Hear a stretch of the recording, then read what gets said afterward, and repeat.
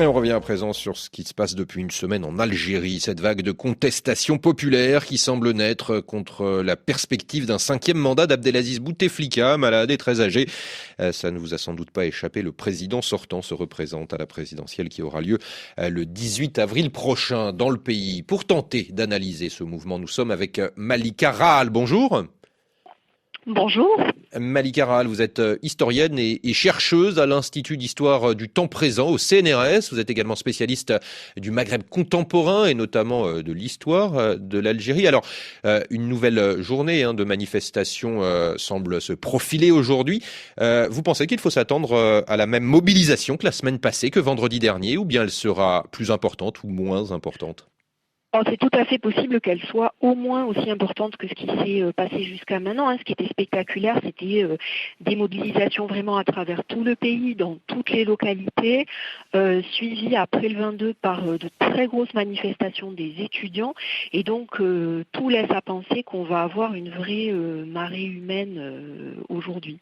Malika Rahal, qui se mobilise aujourd'hui en Algérie? Ce sont des jeunes, des hommes, des femmes, les habitants de la capitale, les Algérois, ou bien ça bouge aussi en province? Qui sont-ils, ces manifestants? Alors, ce qu'on a vu jusqu'à maintenant, c'était en particulier le 22, donc de très très grosses manifestations dans toutes les villes.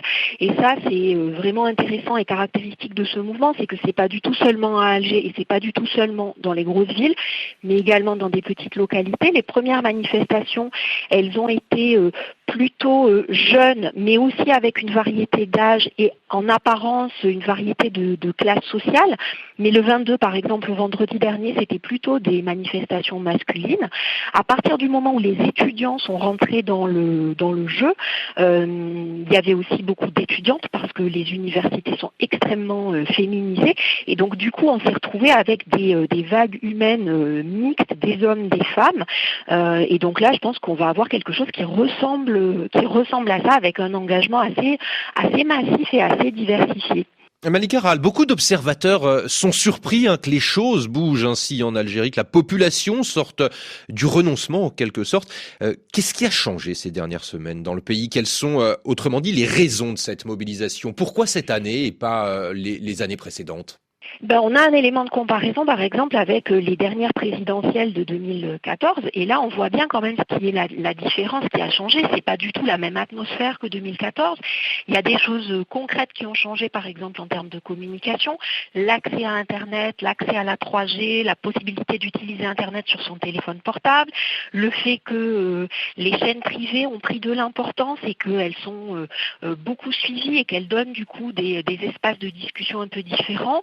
4 années de plus ou 5 années de plus, c'est autant d'éloignement supplémentaire par rapport aux années 1990 et à l'angoisse quand même de cette violence possible. Et puis c'est pas du tout le même contexte international. 2014, on était beaucoup plus près des printemps arabes. Il y avait la peur d'être pris dans une vague qui dépassait complètement le pays et qui pouvait être inquiétante. L'atmosphère n'est pas la même.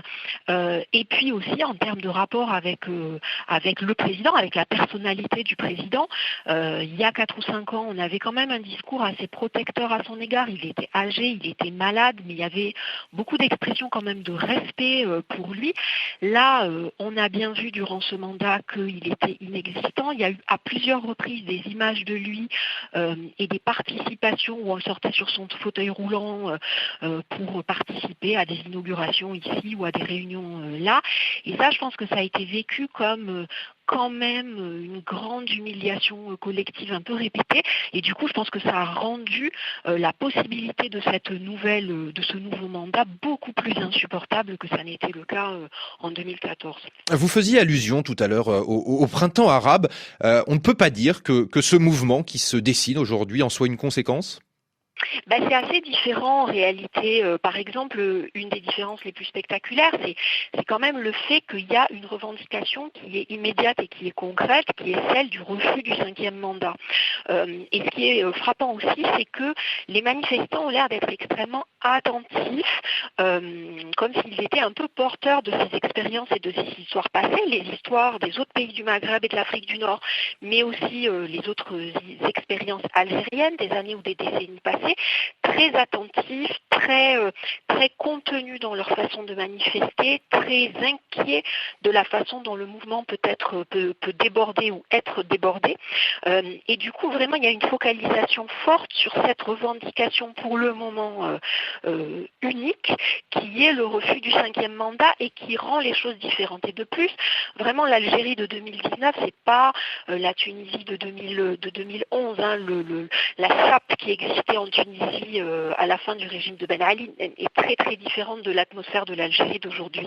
En 30 secondes, Malika Aral, parce qu'il nous reste moins d'une minute, à quelle réaction du pouvoir on peut s'attendre? Sur quoi il peut déboucher ce mouvement?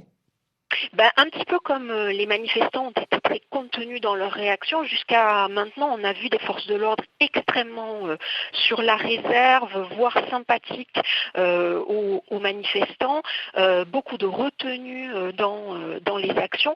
Là, il y a quand même un calendrier qui se précipite, qui est celui du dépôt des candidatures du 3.